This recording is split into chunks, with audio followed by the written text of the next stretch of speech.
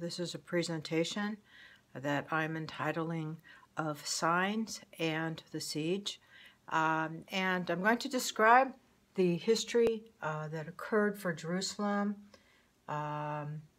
starting around AD 62 and going through to AD 70 and even up through AD 73 and AD 135. You can look at some of the notes I have here, and I'll just kind of let you have a chance to review that quickly before I start this presentation. So I found that this study was really interesting because there's so much documented in history, in secular history about this. So one of the things that I want to first describe is that for 7 years before the destruction of Jerusalem, there was a man, his name was Jesus of Ananias. He was called a voice from the east. And Josephus, who was a historian of that time, did a lot of documentation, a lot of interviews with people to document that this man really existed. Some considered him a madman, but the reason that he was considered mad was because he kept going throughout every part of the city in Jerusalem talking about woe, woe to Jerusalem. And so some of what he said, I'm going to read it here from Josephus. He would say over and over again, a voice from the east, a voice from the west, a voice from the four winds, a voice against Jerusalem and the holy house, a voice against the bridegrooms and the brides, and a voice against this whole people. So you can only imagine what it must have been like to live at a time when there was no TV, no internet. People got their news through gossip, really. And here's this man at all hours of the day and night going throughout every street in Jerusalem saying this. They arrested him, imprisoned him, they beat him, they finally just let him go, and he just did this up until AD 70 when Jerusalem was actually destroyed. So he started this during the 8th of Nisan, Feast of Unleavened Bread. This was in AD 65. Some sources listed as being in AD 64. AD 65 makes the most sense to me reading it. And at the same time he did this, he started in the temple of all places during this feast, this religious feast that was just a whole part of Jewish life. And also during this same time, on the 8th of Nisan, the exact same date, it was Pentecost, and there was a comet or a star that appeared going straight across the sky, and people could see this comet for a whole year. It appeared like a sword, and the people took it as a bad omen. Then people saw chariots and troops of soldiers over and running about the clouds and the surrounding cities. In the inner court of the temple, they felt shaking. The priest heard a noise saying, "Let us go from hence." So there were a lot of signs, and this was before AD 66 when the siege happened from Cestius. Which is an important date to remember. So this was just leading up to this. So we have this man, Jesus of Ananias, from AD 62 all the way up to AD 70. He did this for 7 years. The dates might confuse you. It's not 8 years. It was 7 years if you count the feasts, from feast to feast, how the Jews used to count it back then. And let me see, what else do I want to say here before? What I want you to picture in your mind is what it must have been like to live in Jerusalem and have this happen. And then how bad it got during the siege of Jerusalem from AD 66 going up until the second siege, which was in AD 70, and that went on for 4 months before Jerusalem was destroyed. That was like a huge bad event. A lot of people died there, very bad. So think about what that must have been like for people. They had these signs that were just all around them, signs in nature. Also, when the Jerusalem was destroyed and the walls were falling, this man, Jesus of Ananias, he still was saying, "Woe, woe to Jerusalem." He still was saying this whole poem like that I read you. And then he stopped and he says, "And woe is me." And a rock from one of the walls fell on his head and killed him.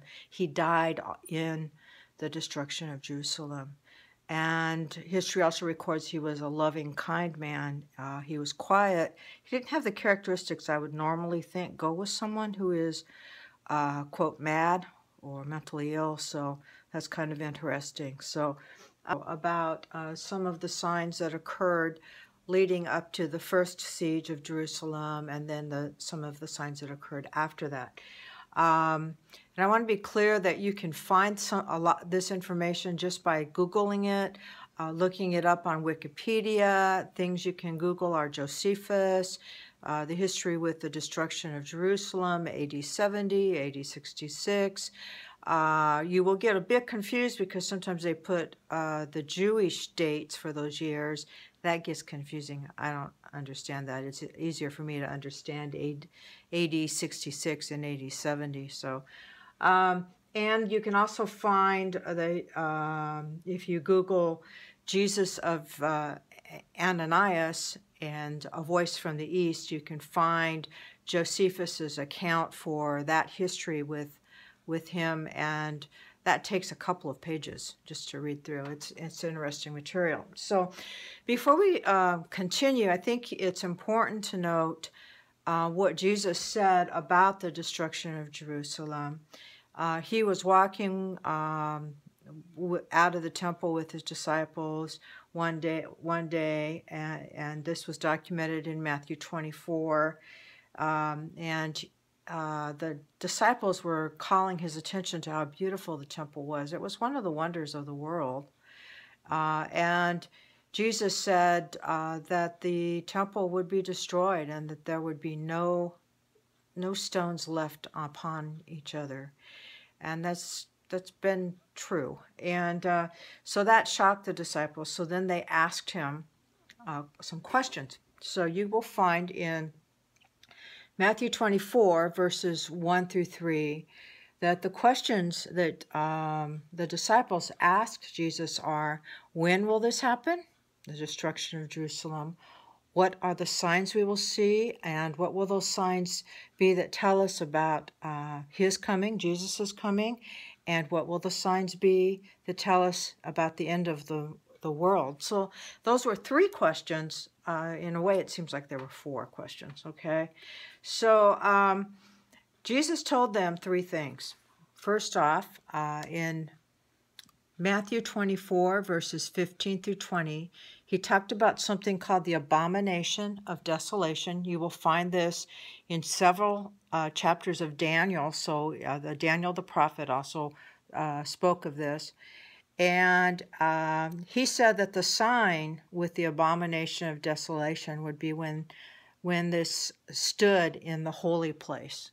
And he said when that happened, that those who were following the prophecies and believed him should flee immediately. And he's very specific, like don't pick up your bags, don't pack, don't go down from your rooftop to your house or your field to your house, like flee. So flee to the mountains is what he said. So then in Mark 13, verses 14 through 18, he says the same thing, and he says to flee, but he says that the abomination will stand where it ought not. So he said two things. One is that the abomination of desolation would stand in the holy place. Two is it would stand where it ought not. So there were two signs, two different things there. Remember that because I'm going to describe the history and you kind of think how you want to apply that, okay? And then in Luke 21, verses 20 through 24, he said that they would know that the destruction of Jerusalem was near when the city was surrounded by armies. And this happened twice, actually. But the first siege was in AD 66, and the second siege was in AD 70, when it was surrounded by armies there. Let me let you see it there. So, there's a couple of other things that I want to note here, if I have time. Jesus also spoke in these chapters, Matthew 24, Luke 21, and Mark 13, about the persecution to the Christians. And he says a lot of things there, so you could study those chapters and read what he said. Now, in AD 64 was the fire that happened in Rome. So what happened in Rome, I'm going to describe how these events happened. There was this great fire in Rome. You can look it up as to how much destruction and how much death and everything it caused. And people blamed the fire on the Christians or the Jews. Some people wanted to blame it on Nero. I don't know that history really says who caused the fire, but because of this fire that attacked Rome, really, there was a persecution that began, and there were many deaths by execution, both of Christians and of Jews. And beginning in AD 64, with this event, many Christians fled and they migrated from populated areas of Rome and populated areas of Palestine, and they sought refuge in smaller cities and other areas where persecution was less likely to happen. And so this move happened from AD 64 through AD 66. So when you look up here, from AD 64 through AD 66, leading to the first siege by Cestius, Christians fled persecution. They fled the cities. They went to less populated areas, okay? And then in AD 67, we have Peter crucified upside down in Rome. Paul was beheaded in Rome. And the dates for this are a little bit obscure. They say it may have happened from between AD 64 to AD 68. So you can imagine, to the Christian mind, hearing these prophecies of Jesus being persecuted by Nero and the Roman government, many martyrs, and then two of the greatest leaders they had, Peter and Paul, were also during this time executed in Rome. So that paints a little bit of flavor of what was happening here. Some of the history with the signs and persecution and things that happened between AD 62 leading up to AD 66. So there's a few more events or signs that I want to tell you about. In the book Milman, The History of the Jews, book 13, there's this history, and Josephus also records this same history, and then it was also put in the book The Great Controversy, chapter 1, so just so you know about that. Signs and wonders appeared, foreboding disaster and doom. In the midst of the night, an unnatural light shone over the temple and the altar. Upon the clouds at sunset were pictured chariots and men of war gathering for battle. The priests, ministering by night in the sanctuary, were terrified by mysterious sounds. The earth trembled, and a multitude of voices were heard, crying, "Let us depart hence." I'm going to continue reading. The great eastern gate, which was so heavy that it could hardly be shut by a score of men, and which was secured by immense bars of iron fastened deep in the pavement of solid stone. It opened at midnight without visible agency. Eastern Gate. Something happened to the Eastern Gate. Okay.